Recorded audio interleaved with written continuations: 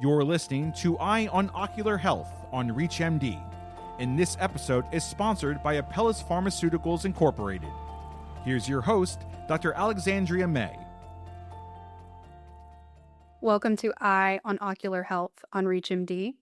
I'm Dr. Alexandria May, and joining me to discuss the early detection and management of geographic atrophy is Dr. Hasenin Al-khersan. He's a board-certified medical and surgical retina specialist with Retina Consultants of Texas and Houston. Dr. Al-khersan, thanks so much for being here today.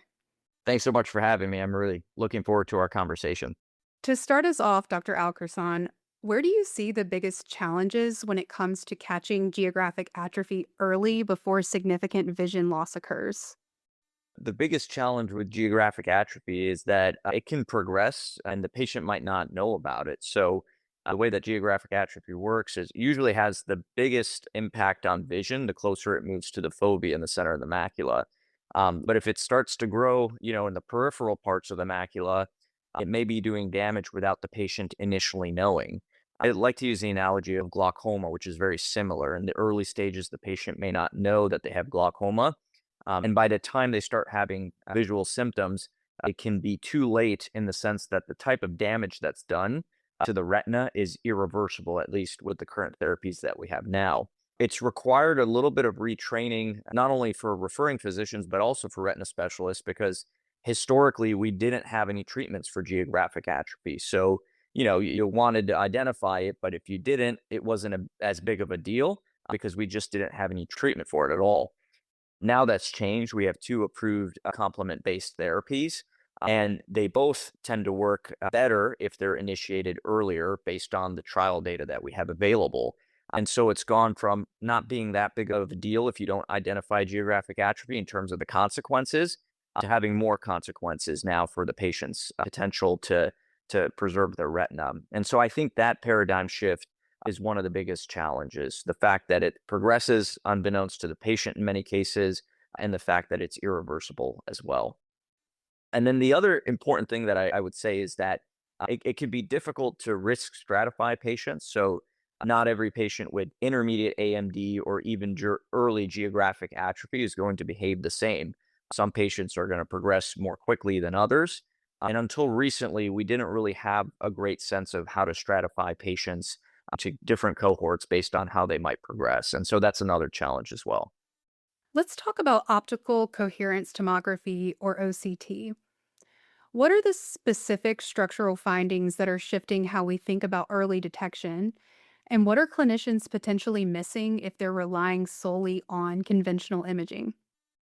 Historically, we just had color fundus photography, and we would try to grade geographic atrophy or AMD solely based on that. Then we progressed to fundus autofluorescence, which was a little bit better because it was a little bit clearer to see where there was areas of death of the photoreceptors and the retinal pigment epithelium, or the RPE. But OCT is by far the most kind of rigorous tool that we have available to us. It allows us to look at the tissue layers in really high resolution, a resolution that can't be achieved with fundus autofluorescence or color fundus photographs alone. And so, kind of going back to what we were saying before, it's much easier to pick up changes before they really start having big effects on the patient's vision. And so, some of the most important features of intermediate AMD and subsequently geographic atrophy are the loss of the retinal pigment epithelium. That's, kind of the last stage. That's really when the retina is basically starting to die off. But there are some features that you can see before that. Certainly the amount and the type of drusen, little deposits underneath the retina, can signal a likelihood to progress. We've identified something called subretinal drusenoid deposits as a high-risk feature. So these types of drusen sit underneath the retina and between the RPE, and they can be a signal that a patient might be more likely to progress. And they're best characterized on OCT. So that's one of the important features. There's something called hyperreflective foci. So the little bright spots within the retina that, again, can be identified on the OCT. They're very distinctive and easy to see there. And then, as I mentioned, OCT, I tell my patients it's like looking at a cake. We can see each distinct layer of the retina. And so not only do we see the RPE, which is what dies off in geographic atrophy, but we can also see damage to photoreceptors or the ellipsoid zone before that happens. And that can give us a sense of how stressed the retina is.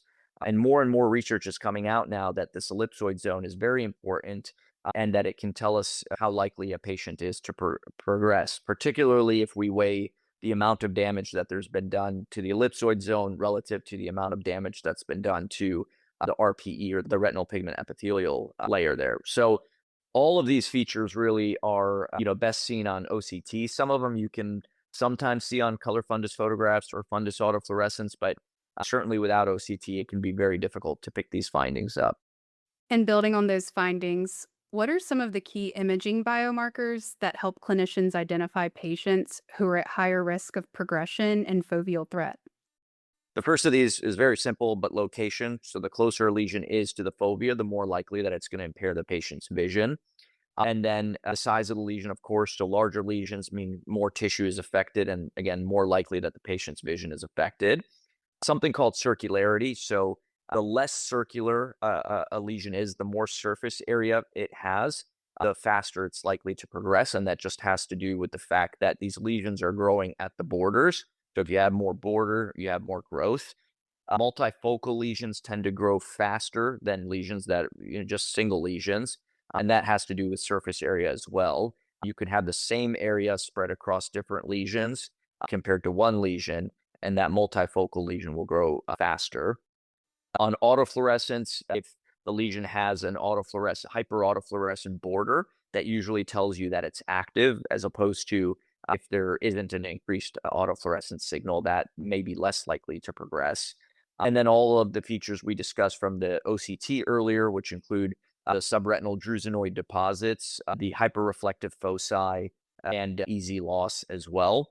And the last thing I'll say, I don't know if it would technically be classified as a biomarker, but the patient's fellow eye status. So if the patient has geographic atrophy that may be more progressed in the other eye, usually one eye will follow the other in terms of the nature of how the GA lesion will progress. And we've seen that in clinical trials as well. So that can give you a good idea, if the other eye's already been affected, how the eye under study may progress.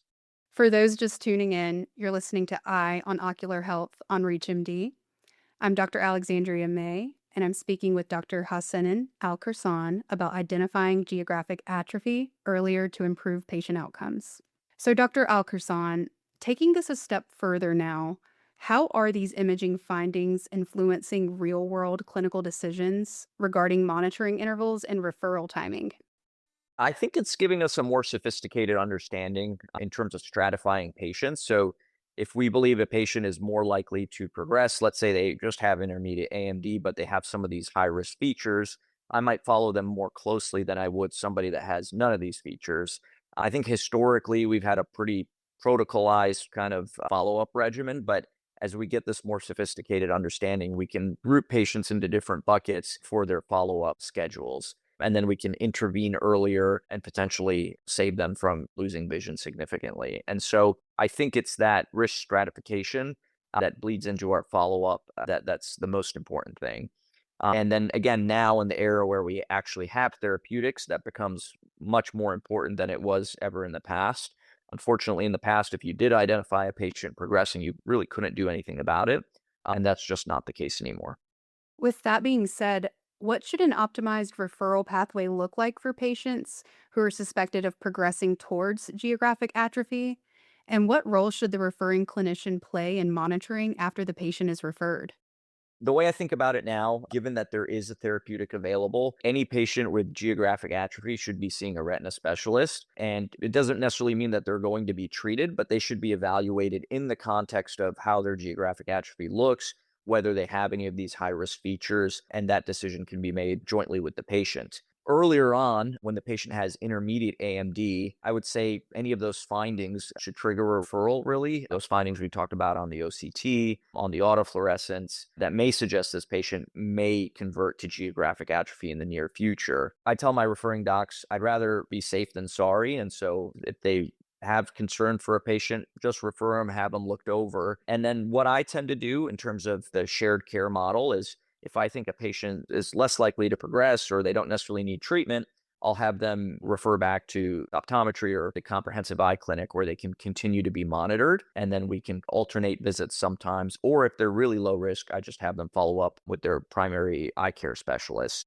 Finally, Dr. Al-khersan, as imaging technologies continue to evolve, where do you see the biggest opportunities to further improve early detection and outcomes? So this is a labor of love for me. One of my research focuses is on artificial intelligence and the use of automated tools powered by AI to help us detect these features. So, it's great to talk about, subretinal drusenoid deposits and hyperreflective foci and all this stuff, but it's actually quite difficult to quantify them. To sit in clinic there and scroll through every single OCT, B scan, the reality is nobody's really doing that. We kind of currently just use the gestalt. If we see it, we flag it in our brain, but we're not really quantifying it. And that's where artificial intelligence is going to make a huge difference.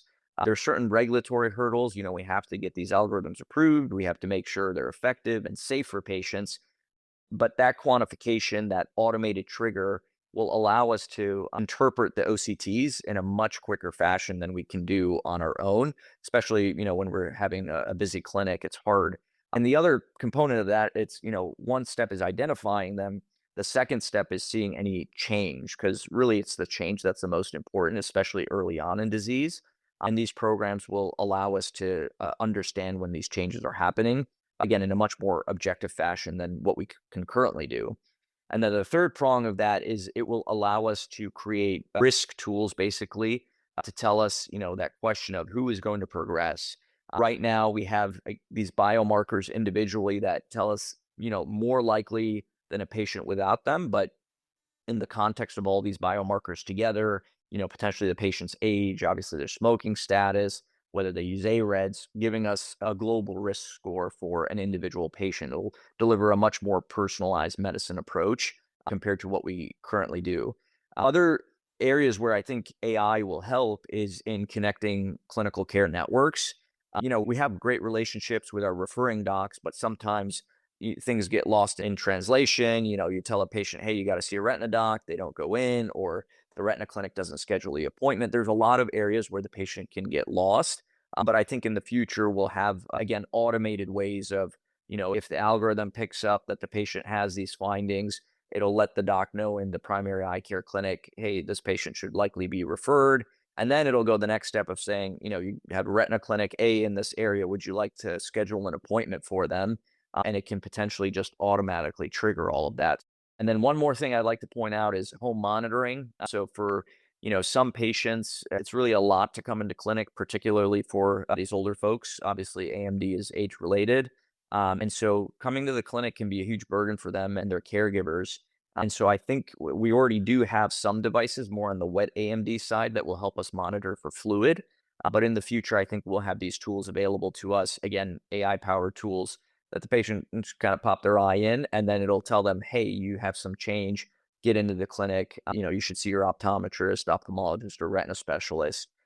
With those forward-looking insights in mind, I want to thank my guest, Dr. Hasenin Al-khersan, for sharing his expertise on how early detection can shape care for patients with geographic atrophy. Dr. Al-khersan, it was great having you on the program. Thanks so much for your time. Really important conversation for our patients. This episode of Eye on Ocular Health was sponsored by Apellis Pharmaceuticals Incorporated.